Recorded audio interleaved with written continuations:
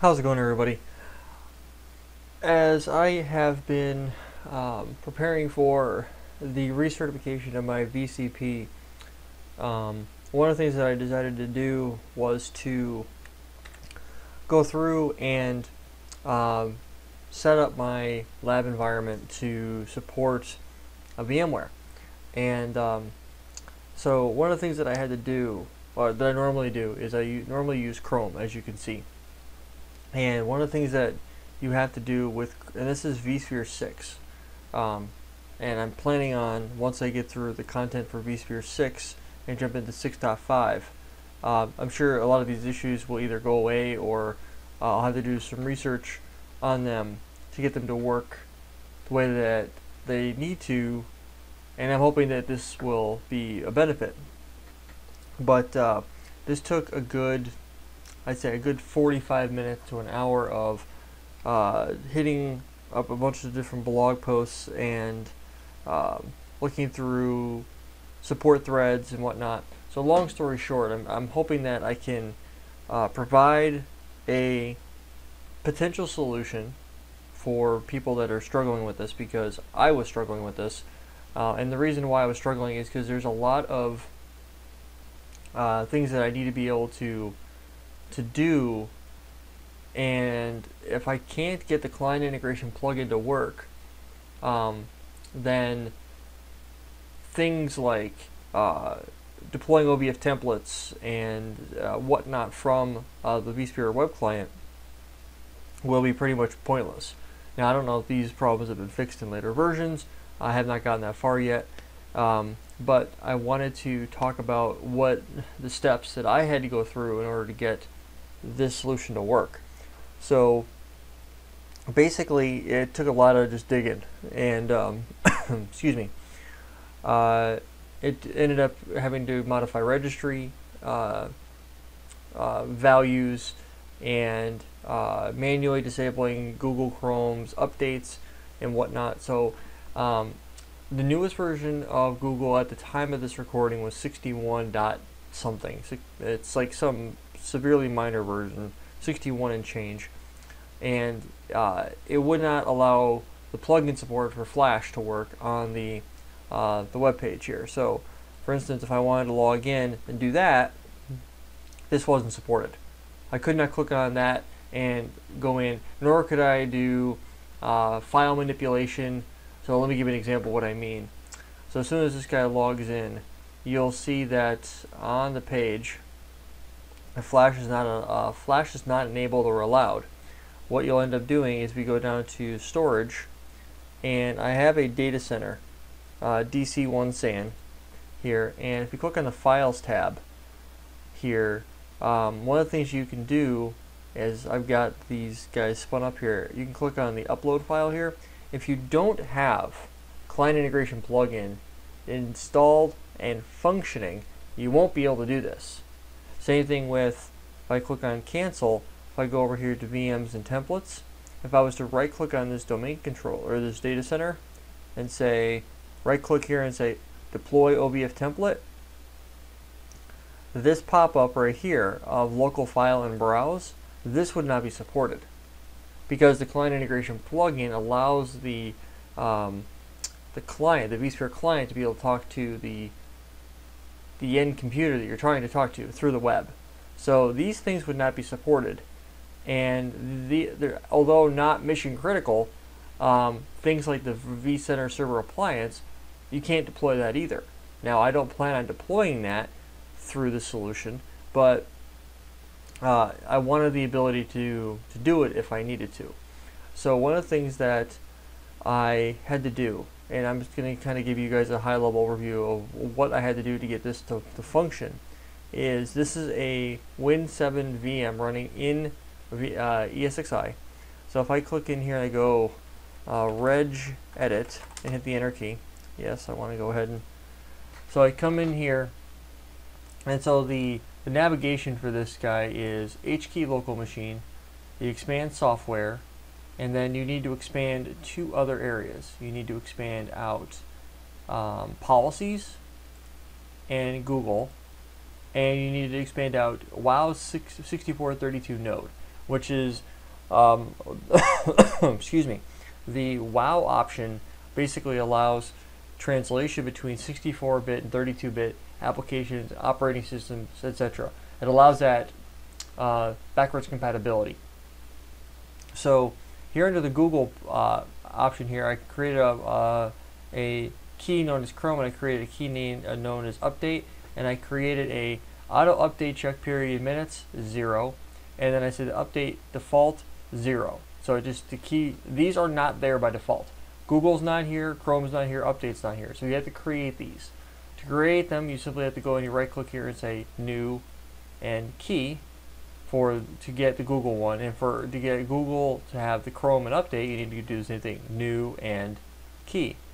And once you're under here, when you click in this guy, you right click in here and say new dword 32-bit value. That's what these guys are right there. Same thing applies for this one. Now Google, I believe when you create it under here, it creates it under here as well, which is perfectly fine. Under here, I came in and under Chrome, well, they're not there at the moment, but that's basically what I ended up having to do. So now it's not there anymore. What I then did is I went on here to my downloads, and I found an old version of Chrome version 44. Now this is not a fix to the latest and greatest or continued support on updated versions of Chrome. Basically what I did is I made registry edits so that Chrome will never be able to go out there and update Google. So if we go back to here and I go ahead and I click on this guy here and I go about Google Chrome, I have got in here and it says that there's an error, it can't go out and call. What I'm doing is I'm basically overriding the ability to go out there and do an auto update. So version 45 and newer, the support for the plugin for Flash goes away. So I went to an earlier version and got that guy situated. Now, do I recommend you do this for your production if you're going to be using Google Chrome for everyday browsing? No. But in this particular case, if I need to use Chrome and I'm using vSphere 6 and all of a sudden I've lost client integration plugin support, this is what I did.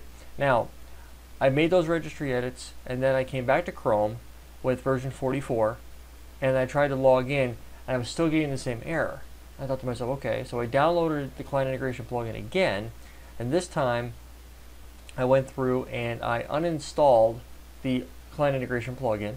I reinstalled it, and then when I did it, I was able to get the pop-up. So we'll close that guy out, close this guy out. So when I go in here and I click on here, there's actually two pop-up windows. So you get this pop-up window here, which I can then take to this page, right? And I go advanced and I go permit. Now, but nothing happens, right? You're like, well, what's going on? You actually have to come down here to this guy and say okay, and as soon as you do, it allows this page to pop up. So I click on here, and then I'm done. Now I've got some other things in the background like Active Directory integration with vCenter. It's talking to Active Directory, so on and so forth. So the first thing that I had to do was I had to modify the registry to allow the to deny the updates for Google Chrome. Then I had to go and download an older version of Chrome, because I downloaded an older version and then I installed it and then it automatically updated it. So I was like, well, that sucks. Why does it do that? And I spent a long time looking on support forums and the Google community page. Nothing was helping. It was actually very frustrating because, you know, I'm trying to teach people how this stuff works, and if I'm having the issue, I know other people are going to have the issue as well. So I took that as the motivation, and then I went to the next level, and I ended up having to disable the Chrome updates, install an older version of Chrome, which if you do a simple Google search, you can find them on like FileHippo and CNET and whatnot. So that's how I ended up getting that to process. So once I did all of that, I now know I'm in I have the ability, if I need to deploy other things. Like if I need to deploy the vCenter server appliance, I can do that. I plan on teaching you how to do that when we get into the actual meat and potatoes of the course, but that's the general idea here. So that's pretty much it. Pretty straightforward stuff for the most part, and it does work. It gives me all the support that I need. It was really bugging me that I didn't have that support already because, well, let's be honest with you. If you're not careful with it, then it'll just automatically update and away you go. Now, I don't know if vCenter 6.5, if the issues are have similar issues. I have not tested that out yet. I'm actually looking forward to digging into that. I'll be upgrading from 6.0 to 6.5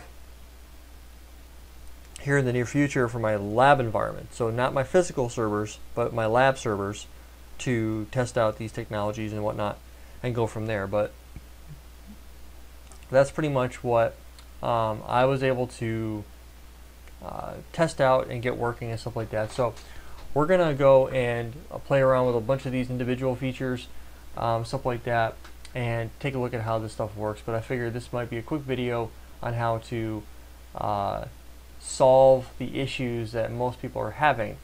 And again, let me just preface that the issues that I'm having, I ended up basically having to roll back to an older version of Chrome, which I actually hadn't even thought of that until I read somebody else's comment, and they said, well, I'm just going to go ahead and I tried to roll back, but I couldn't. And I was like, well, that's actually not a bad idea. But, you know, how could I roll back? It automatically updates it. There's no Google Chrome setting to roll back to an older version. So I was like, all right, I guess I'm screwed then. But this way here, I can still teach my course.